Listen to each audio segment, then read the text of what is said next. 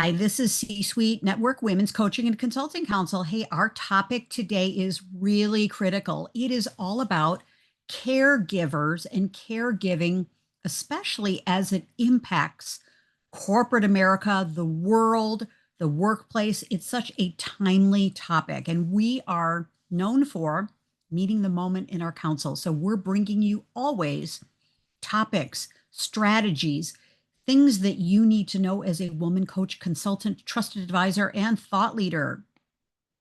I'm Kathleen Caldwell, founder of C-Suite Network's Women's Coaching and Consulting Council, and I've been a coach for many, many years, decades. And I'm so delighted to be the founder of this great council with great thought leaders, great coaches, consultants, trusted advisors.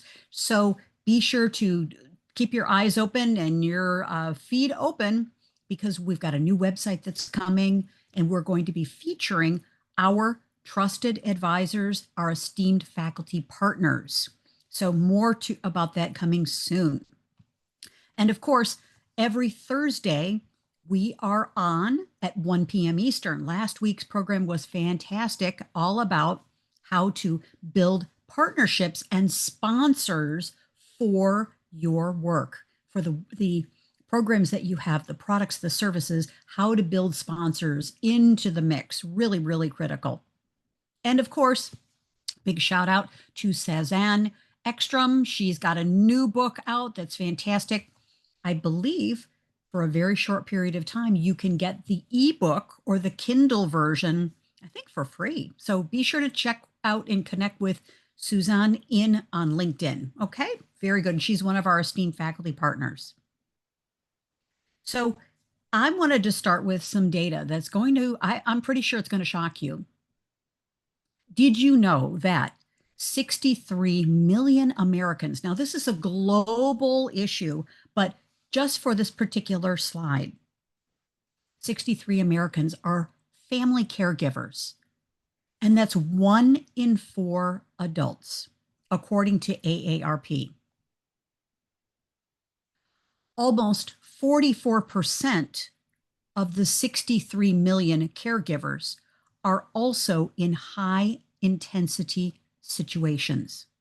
What does that mean? That means people who are giving care to others when the beloved is a person who really should be in situations of perhaps subacute assistance. And they're doing things that medical people used to do in the past. And so the findings that, and I'm really doubling down on this because this is so important for us as coaches and consultants, because in the workplace and in the United States of America specifically, 1 in 3 caregivers is actually under age 50. Okay. So be thinking for yourself as we go through our webinar here. What does this mean for the work that I'm doing? What does this mean for my life, my community, my people as well? What does this also mean for the future of the United States, the future of our workplace, the future of the world, when 1 in 3 caregivers is under age 50? Okay. Nearly 1 in 3 care for not only children, but also adults. You've heard this. This is called the sandwich generation. And the statistics, according to AARP, are astounding. 61% of caregivers are generally women. 39% are men. So this is not a 50-50 kind of thing, but men and people are impacted no matter where they're at, no matter their age. So the myth that caregivers are just people that are the boomers, it's absolutely not true. More and more people under the age of 50 are impacted. And as we mentioned, complex medical things are now being handled by caregivers. So this is so timely, and I'd love for you to stop and think for yourself and just take a pause and think for yourself, is what has been your experience with caregiving? Have you been the recipient of care? I'm sure all of us have. You know, maybe we've had a medical situation or a situation where maybe we needed some additional assistance during our life. I mean, my goodness, you haven't lived life and not needed some care at some point. And when we've also given care to others. And for us as coaches and consultants, we have kind of a dual role. We give care to our clients, we care for ourselves, and we're also caring for workplaces and for the community. So we're doing a lot of things for the caregiver community, but also for coaches and consultants. Oftentimes, we are the ones that need care for ourselves and our care for our beloveds. So my curious question through our time here is, hey, who's caring for the caregivers? Okay, the coaches and consultants and people that are giving the care. So this topic is very, very personal to me because I met my beloved 20 years and 6 months ago. And I'm being completely transparent, and my husband knows this, is that I think also sharing things that are personal with, of course, the boundaries that are appropriate for everyone, but it's important to share our story. So when my husband Michael and I met 20 years and 6 months ago, he was 66, I was 44. Okay. So at first glance, 22 years. Okay. At that age, it's like, okay, we're going to navigate this. This is not going to be a big deal. But over time, the years added up. And again, this is not an ageism conversation. Caregiving can be at any age. Okay. And so just think for yourself. I mean, no matter the age, we may need to have a caregiver for us or be caregiving for others. And so over the years, we have dealt with a lot of medical things for my husband. He was diagnosed, he's very, very forthright about this.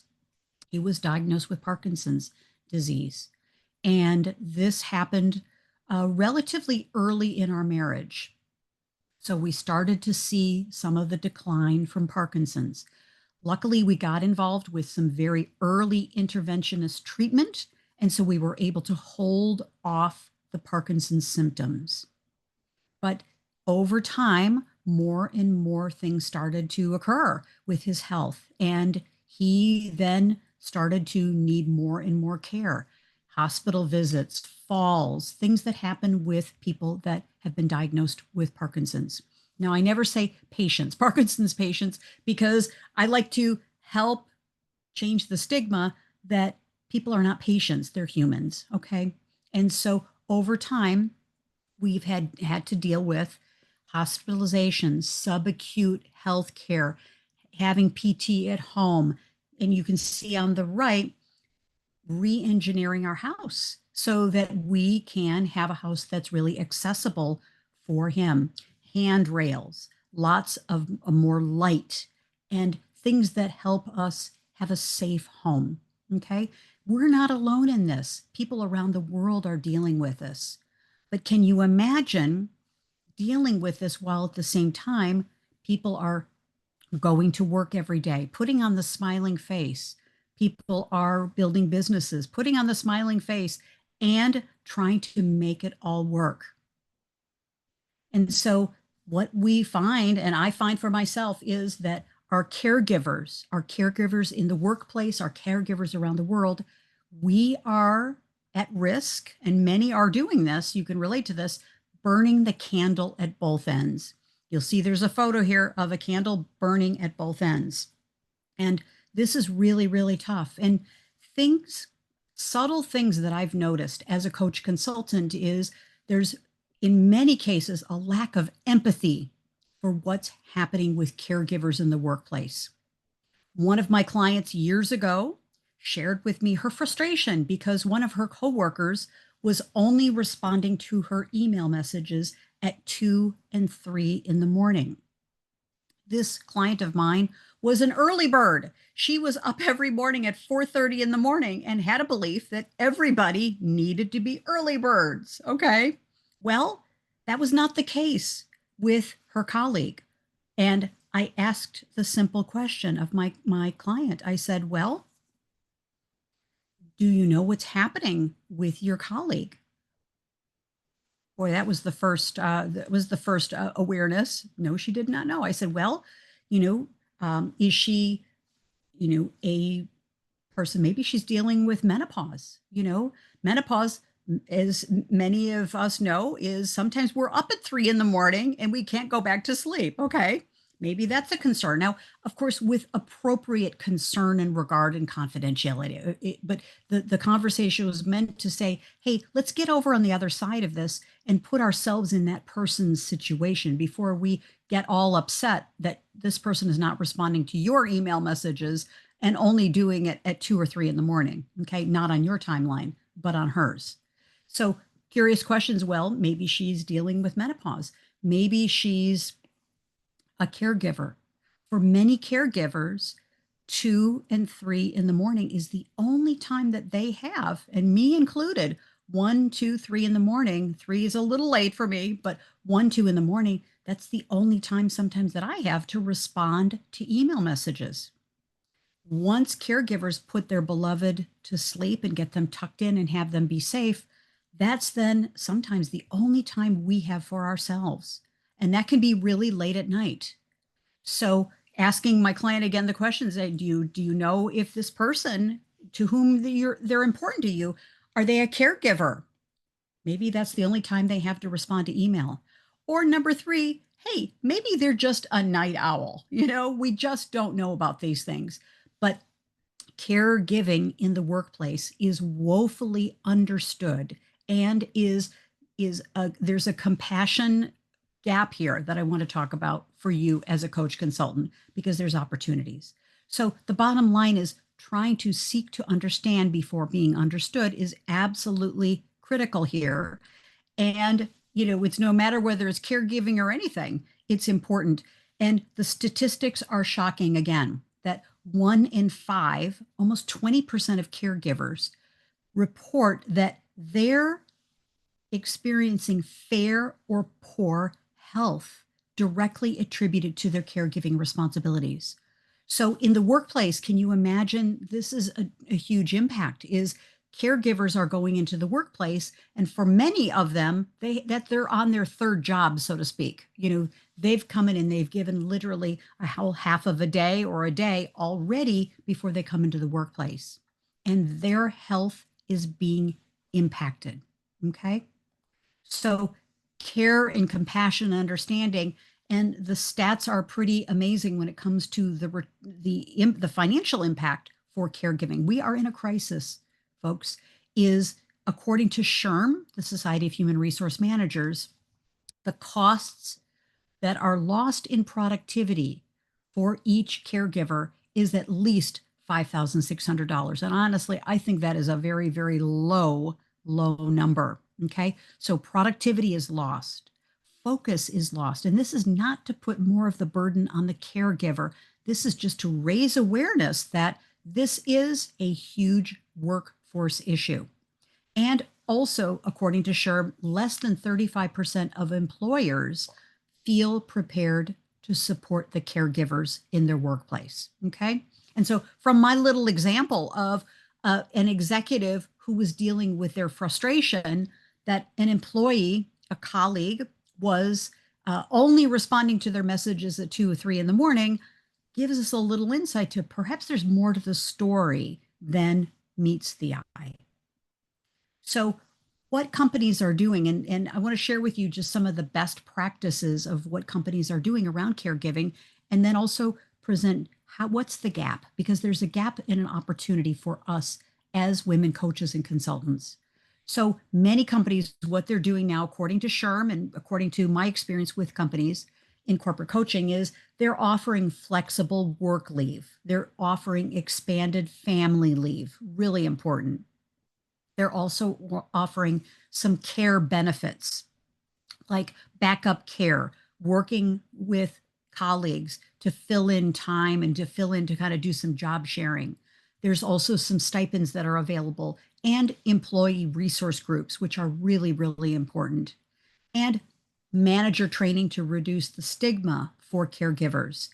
And there are also some really excellent care navigation services. So companies are doing some things to help caregivers. However, The caregivers that have participated in some of the surveys have said, hey, there's not enough that's being done for us. Okay. So here's the gap. Employers think that many of them think they're doing enough. However, the caregivers and the workforce is reporting that they don't agree. They think that the policies on paper might be good and a great start, but there's still a lot of stigma and cultural issues in the workplace that prevent people from taking advantage of these kinds of benefits. People don't necessarily feel comfortable speaking up about this. And I know for myself, I have not spoken up as an entrepreneur business owner because we don't want the world to say, oh, well, I'm not going to give her that opportunity, or I'm not going to call her for this, or she's going to, the speaking gig is, in the future. Well, we're not going to call her because we know she's a caregiver. And these kinds of things, the stigma is real. So oftentimes, caregivers are in the shadows of not speaking up and telling their truth about what's happening with them. They don't want to experience the lesser than, or they're not able kind of perspective, or they don't want to be viewed as, hey, a pity case, or not equally receiving opportunities for whatever it is, for advancement, for new assignments, for things that are tough, for all kinds of things. Okay. But here we go. Coaches and consultants can bridge this last mile, this mile between corporations and individuals and executives, teams, and groups, okay, through coaching, through consulting. So, love to have you just pause for a moment and think about, hey, the thing that you're working on, the programs, products, and services that you're working on, how can you again put a spin on it to be supporting not only caregivers, but caregivers and people in the workplace? Okay. Because this is not just for caregivers, this is for people who are partnering with people who are experiencing caregivers. This is for coworkers. This is for cultures of companies, and for education, and for government, for all of industry. So what we can do, and here are some ideas and recommendations on what we can do as coaches and consultants to really handle that last mile, is we can help with culture change. We can help with stigma reduction. We can get the conversation going, even that subtle conversation about, hey, this person is only responding this week at 2 a.m. to your email messages. Well, maybe it's because they've got some things going on personally as a caregiver. And of course, what are the culture? What's the culture, and what's happening in the workplace with what are the demands that are happening, and what are the expectations of the role that people are in? Of course, we've got to manage to the role always. But also for us as coaches and consultants, hey, maybe there's some leadership manager training in perhaps an opportunity to really double down on empathy, communication, dealing with conflict, dealing with complex issues, right? This is an opportunity for us to lean in to the conversation. Also, what it's also demonstrating is we coaches and consultants can offer resilience, additional resilience training, hiring for champions, Angela Fowler's fantastic program. How are they hiring? And how are they hiring people knowing that they've got caregiver issues? There's an opportunity for health coaches, of course, for well-being. And also, as a coach consultant, we get to bring in some best practices. Maybe there's some innovation that we can help the organization on when it comes to their benefits package. Partnering with benefits companies, really, really key. And then finally, the opportunities for you as a coach consultant. Hey, it's not going away, folks. This is a workforce strategy issue right now. It's got a lot of visibility. It's got a lot of notoriety, because we should now expect that as a result of this, the issues are being raised. You're going to see more fractional care officers in organizations.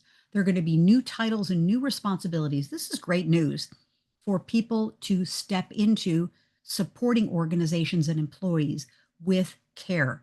Maybe there's going to also be, I can imagine, new certifications, new opportunities.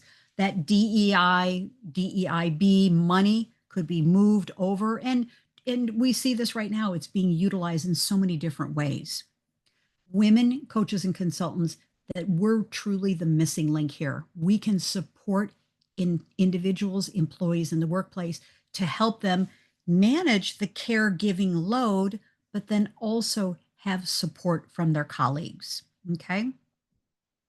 And finally, hey, let's transform caregivers support in the workplace. Let's raise, and through our thought leadership and through what we're doing is, let's transform caregiver support from a perk to a strategic advantage for companies. Okay. They are welcoming corporations and organizations. They are welcoming, they're helpful, and they're helping their employees not only with meet the moment, achieve the business goals, but also supporting the health and well-being of all employees. And finally, I love to talk always about the quadruple win. The quadruple win is, how can you win through this strategy, through these initiatives? How can you win as the coach consultant? How can your clients win, their employees win, and the company win through what you're doing? How can families win, the families and the ecosystem of the employees that we're coaching? And then finally, how can communities and the world win through the work you're doing, your commitment to caregivers, your commitment to employees' well-being, health, vitality, while at the same time helping the company meet the organizational objectives they have, the revenue, the income, all of these things, and the competitive advantage. So with that, I always like to end at the very end. Hey, take for your moment, if you're watching the replay, take for a moment and think about what's your biggest takeaway from our time together. And how can you turn this opportunity to support people in the workplace with the work you're already doing? Do a merge of the two, escalate on your thought leadership, come be part of the C-Suite Network Women's Coaching and Consulting Council. We've got some exciting, wonderful programs coming up in the very, very near future. We want your voice to be heard. So with that, thank you very, very much. Schedule a time with me one-on-one. Let's talk about your business, what you have plans for, especially coming up on the end of 2025 and into 2026, and how we can take you to new levels, promote you, showcase you, and highlight you as the excellent coach consultant that you are. So with that, bye for now. Kathleen Caldwell, schedule a time with me. Let's talk about you, your business. Maybe we might even talk about your caregiver situation. Okay. Lots of love to each of you. Thank you. Bye for now. Let's make a difference, folks. The time is now. Take care. Bye-bye.